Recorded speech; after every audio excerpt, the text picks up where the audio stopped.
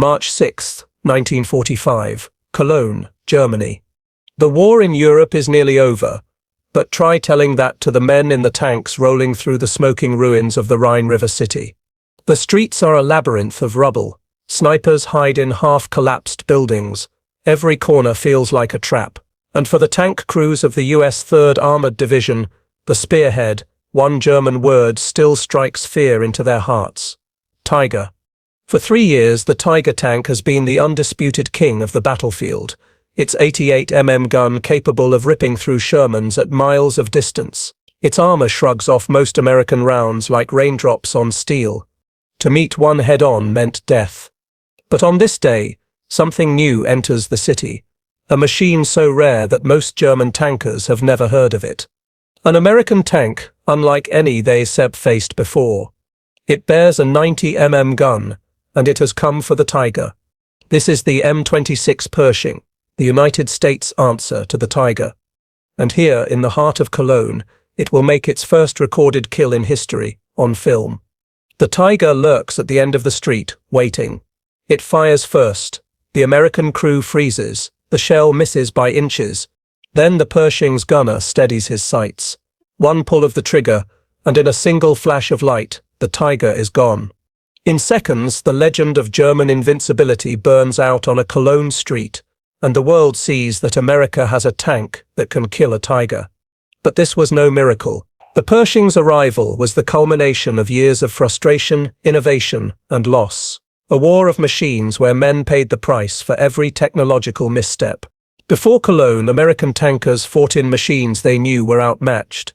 Brave crews in flimsy armor, facing guns that could pierce them before they ever got close. Letters home spoke of fear, of steel melting around them, of friends lost to fire before they ever saw their enemy. The Pershing was born out of that pain, and out of a race against time to reclaim the battlefield.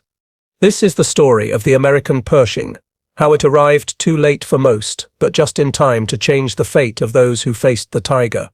A story of designers, tankers, and the moment when the balance of armor finally shifted. And the German tankers, who once believed their Tigers were untouchable, would learn that day that a new predator had entered the hunt. Before the Pershing thundered through Cologne, before its 90mm gun punched through the myth of the Tiger, there were years of missteps, doctrine and debate that kept American tankers fighting in machines built for a different kind of war. When America entered World War II in 1941, its armored philosophy was rooted in mobility, not brute force. US generals believed wars would be won by speed, coordination, and firepower from the air, not by heavy tanks slugging it out in duels of steel. General Leslie McNair, one of the architects of US armored doctrine, saw tanks primarily as tools for exploitation, to outflank, not to face enemy armor head-on. To kill tanks, he insisted, the army would use separate tank destroyers, fast, lightly armored vehicles built to ambush the enemy, not withstand their fire. It was a philosophy that looked brilliant on paper. But war has a way of punishing theories. In the deserts of North Africa, reality hit hard. The first encounters with the German Panzer IV, and later, the Tiger, shocked American crews. Their 75mm guns couldn't penetrate German armor except at dangerously close range. German shells, meanwhile, tore through Shermans with terrifying ease. We hit him 4 times. Nothing. He turned his gun and one shot lit us up. I lost 3 men before we could crawl out. We never even saw where he was. Still, command insisted the Sherman was good enough. It was reliable, easy to build, and available in vast numbers. And it was a great tank for what it was designed to do. But against a Tiger or a Panther, it was like bringing a knife to a gunfight. While American factories poured out tens of thousands of Shermans, German engineers, under the pressure of defeat, built fewer, but far deadlier, tanks. The Tiger I with its thick armor and the feared 88mm gun. The Panther, a blend of mobility and firepower that could destroy Shermans long before being seen. By 1943, reports from the front grew desperate. Tank commanders begged for something stronger. The Ordnance Department began developing a heavy tank prototype, what would become the T-26 Pershing. But bureaucratic resistance, logistical fear, and internal politics delayed its arrival for nearly 2 years. In test trials it proved itself: thicker armor, a long 90mm gun, and a profile designed to finally face the Tigers on equal ground. Yet, even as the war raged through Normandy in 1944, the Pershing remained stuck in testing yards, trapped by paperwork while men died in Shermans overseas. It was a race not just against Germany, but against time, arrogance, and belief. The war was changing faster than America's willingness to adapt, and the cost was paid in lives. But as the Allies pushed toward Germany's heart, someone finally gave the order: send them, send the Pershings to Europe. They would arrive too late for Normandy. Too late for the Bulge. But not too late for history. Behind every tank, there were men, young, hopeful, and terrified. They weren't warriors carved from stone. They were sons, mechanics, clerks, and farmhands, who suddenly found themselves inside a 30-ton furnace of steel. The M4 Sherman crew usually numbered 5, a commander, gunner, loader, driver, and assistant driver. They lived shoulder to shoulder, slept under their tank, ate from the same ration tins, and learned to sense each other's movements in silence. You can feel the fear before we move out. Nobody talks much. The driver drums his fingers. The gunner checks the sight again and again.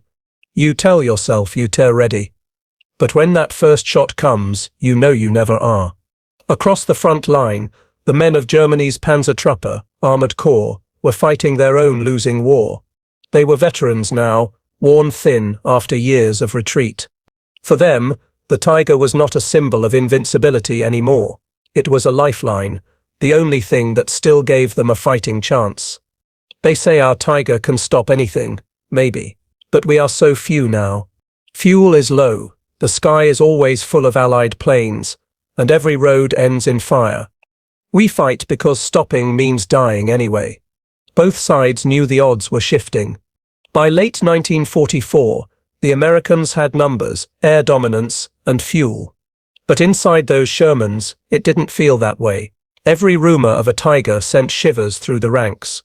They called them 88. Tankers said the German gun could hit you from beyond sight, and that your first warning was the sound of the round hitting you. They weren't set wrong. In contrast, the Pershing crews were a breed apart, hand-picked, uncertain, and aware they were driving something entirely new. When the first Pershings rolled into Belgium in early 1945, soldiers gathered just to touch them, to run hands over the thick armor, as if feeling salvation. They told us this was it, the tank that could take a Tiger. We didn't believe it. We'd buried too many friends to believe in miracles. But the first time I looked through that 90mm sight, it felt different. Like maybe this time we could shoot back. For the men inside, it wasn't about steel or calibers anymore. It was survival, revenge, and the haunting hope that maybe this war, this machine war, could finally turn in their favor. In the end, the Pershing would not just be a weapon. It would be redemption for those who had fought too long with too little. But before that redemption came, both sides would face the storm of one last desperate push, and the streets of Germany would become the graveyard of steel giants. January 1945. The war in Europe is in its final act, but no one on the ground can feel it. The Battle of the Bulge has torn through the Ardennes. The cold has become an enemy of its own. And for the first time, the US Army is quietly unloading something new onto the docks at Antwerp. They look different. Lower, heavier, meaner. These are the M26 Pershings, the long-awaited heavy tanks America swore it didn't need until it could no longer deny that it did. The first 20 were sent to the 3rd and 9th Armored Divisions, a whisper of steel in a sea of Shermans. For most soldiers, it was the first time they had ever seen a tank that could stand toe-to-toe with a Tiger. They told us to keep quiet. No one was supposed to know what we had. Even the brass didn't want to risk a headline until they were sure it worked. We just knew this one could finally punch back. But the front was still ruled by rumor and fear. Every tank crew knew the stories. Shermans that vanished in a flash, shells bouncing off Tigers like pebbles. And on the German side, the Tiger's reputation had grown into myth. German intelligence had no clear record of a new American heavy tank. They knew about the Jumbo Sherman, a slightly thicker variant, but the Pershing's 90 gun, that remained a secret. So when Pershings began to appear on the front line, German tankers dismissed them as just another Sherman until it was too late. By February 1945, the Allies were pushing across the Rhine. The 3rd Armoured Division moved from Belgium into western Germany, rolling through the wreckage of towns that once stood proud. Every mile brought them closer to the heart of the Reich, and deeper into the range of the Tiger battalions defending it. For German crews like Unteroffizier Hans Krüger's, the order was simple: hold every bridge, every town, every street. But they knew it was hopeless. Fuel was scarce, spare parts non-existent, and Allied fighter bombers hunted anything that moved in daylight. Still, they fought. They say the Tiger cannot be killed. But I have seen too many burning to believe that.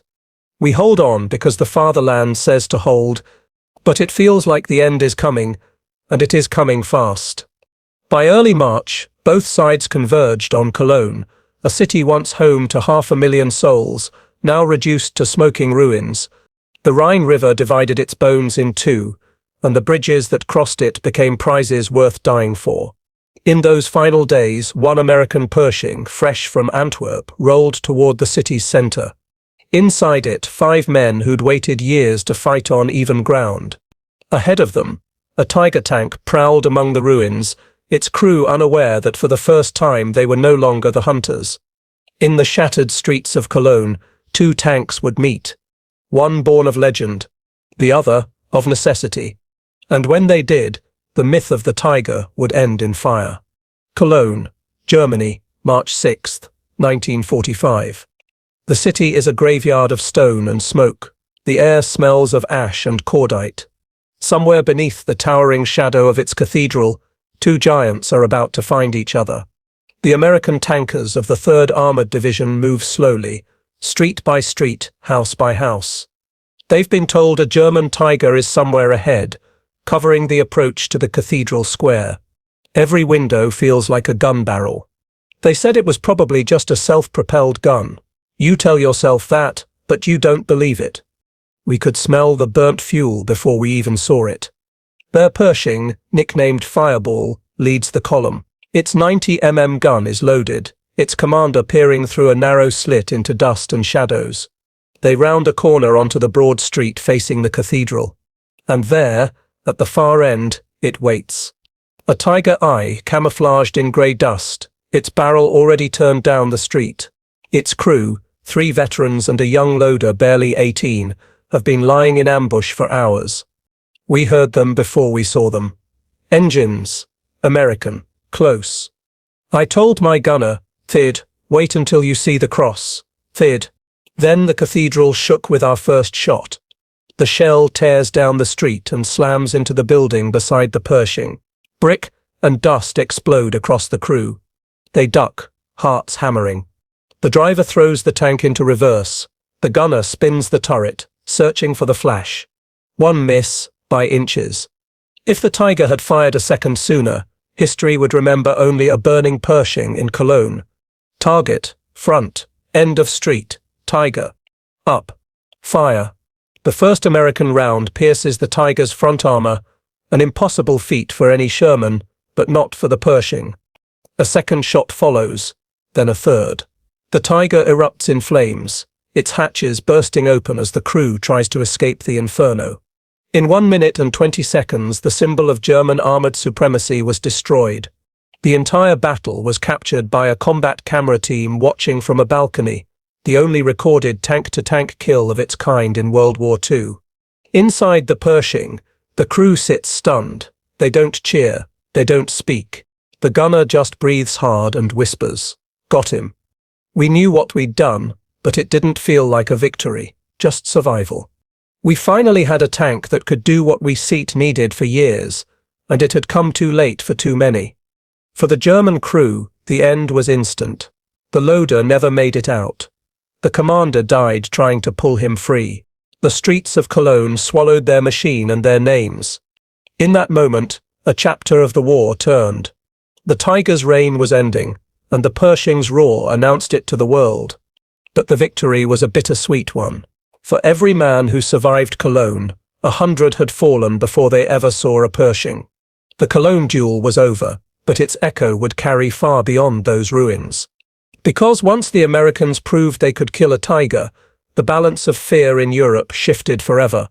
The smoke from Cologne still hung in the streets, but the story of that single duel traveled faster than any bullet. Word spread quickly, not through headlines or radio broadcasts, but through the whispers of soldiers and the eyes of tankers everywhere. The Pershing can kill a tiger. For American tank crews, the revelation was electric. After years of fear and frustration, here was a weapon that could finally match and defeat the legendary German armor. Confidence returned where caution had ruled. Men began to trust not just in luck, but in the machine they commanded. It was like someone had handed us a new heartbeat. We'd fought with the Shermans for months, sometimes weeks, praying we'd survive. Suddenly, there was this certainty, a chance to fight back on even ground. On the other side, the effect was just as profound. German intelligence scrambled to confirm what had happened, but all reports were vague, confusing, and terrifying. The Tiger, once considered invincible, had been destroyed by a tank no one had seen before. Morale faltered, whispers of invulnerability crumbling under the weight of a single recorded defeat. In a war driven by psychological dominance as much as firepower, Cologne became more than a battle. It became a message. Every Tiger commander now had to reconsider tactics, to fight with caution, to anticipate an enemy they had underestimated for years. For the Americans, the turning point was strategic as well as psychological. The Pershing wasn't just a new tank. It was a tool that allowed armored divisions to plan offensives with reduced fear of catastrophic losses. Commanders could now send heavy tanks into urban streets and open fields alike, knowing they could survive encounters that would have been suicidal in a Sherman. It was no accident that the Pershing appeared at this moment. After years of bureaucratic delays, political hesitation, and failed prototypes, the first deployment in combat had proven its worth in the most dramatic way possible, a single duel that altered the perceptions of both sides. We had always feared the Allies, but never like this. Our Tigers were supposed to protect us. Now they are just targets. Fear has a way of spreading faster than fire. Cut to slow montage, burned Tiger tanks, Pershings moving into new cities, soldiers raising flags. Cologne was more than a battle. It was a lesson in timing, preparation, and human will. The Pershing's presence turned uncertainty into action, despair into hope, and fear into a calculated respect that would define the closing months of the war. From the rubble of a city and the fire of one legendary duel, a new era of armored warfare had begun. The Americans had found their equal to the Tiger, and the German crews would never forget the day their myth died in the streets of Cologne. March 6, 1945. The American plan for Cologne was meticulous, born of experience and desperation. Every street, every bridge, every building could conceal a German tank, a hidden 88mm, or a sniper waiting to strike. The mission of the 3rd Armored Division was clear: move fast, minimize casualties, and take the city before the Germans could destroy its bridges over the Rhine. At the heart of the strategy was the Pershing. Unlike the Shermans, which advanced in waves, the heavy tank was sent forward with precise intelligence. Its role: draw out enemy armor, engage the heaviest threats first, and survive encounters that would have obliterated a Sherman. I knew the Pershing could take a Tiger, but every street was a gamble. One wrong turn, one ambush, it could all be over. We moved like ghosts, hoping the enemy didn't see us first. Commanders coordinated infantry, artillery, and tank destroyers to support the Pershings. Infantry scouted ruined buildings for ambush points. Artillery teams were ready to blast Tiger positions. Engineers reinforced streets and bridges to support the weight of the new tank. Every move had a purpose. Every misstep could be fatal. As the Pershing advanced through the city, it became both bait and spear. Its thick armor allowed it to absorb hits that would have shredded a Sherman. Its 90mm gun forced the Germans to rethink their tactics in real time. The Americans were exploiting fear as much as firepower. We would spot a corner, a shadow, any hint of a tiger. Hadn't hold fire until we had the perfect shot. One hit, one kill, no second chances.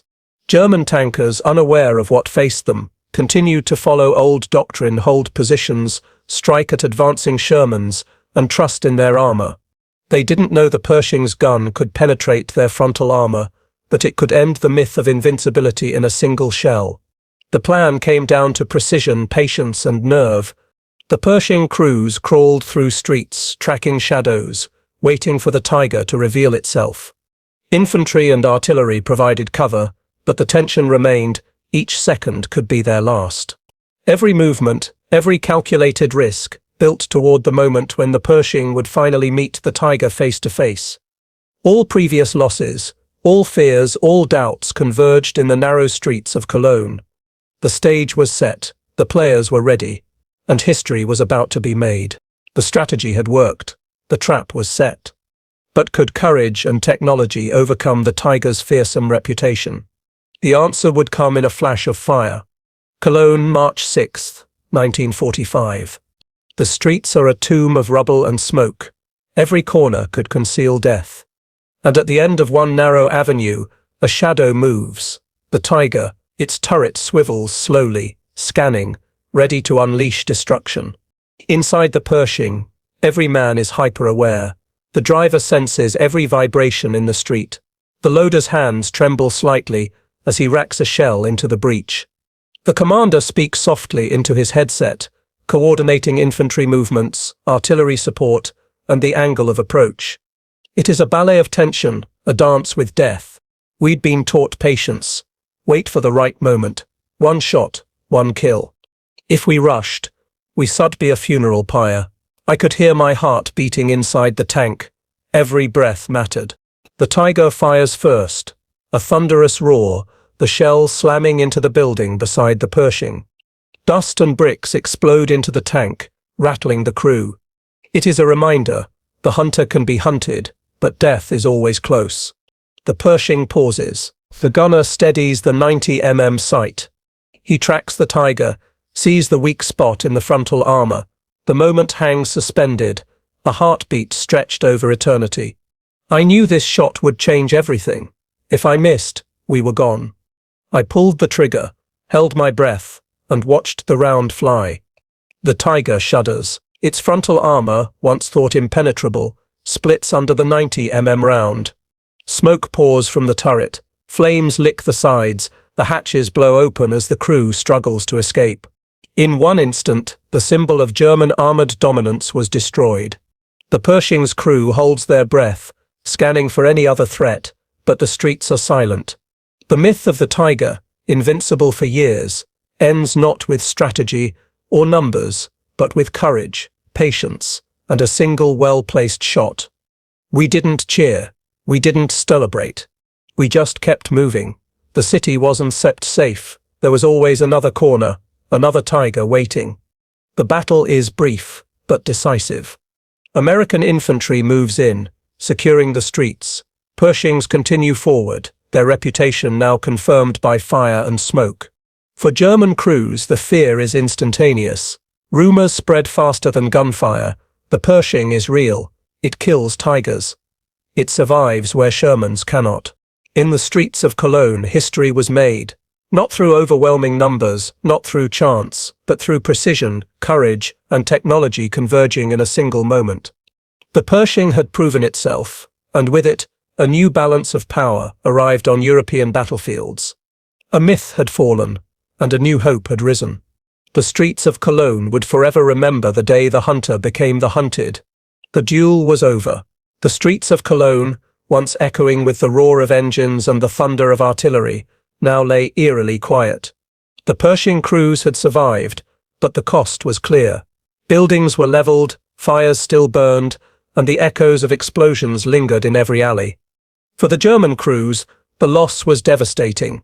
Unteroffizier Hans Krüger and his men were gone, victims of both firepower and circumstance. Their tiger, a symbol of invincibility, now smoldered in the street. For a generation of tankers who had believed their machines could not be bested, The shock was more than tactical, it was psychological.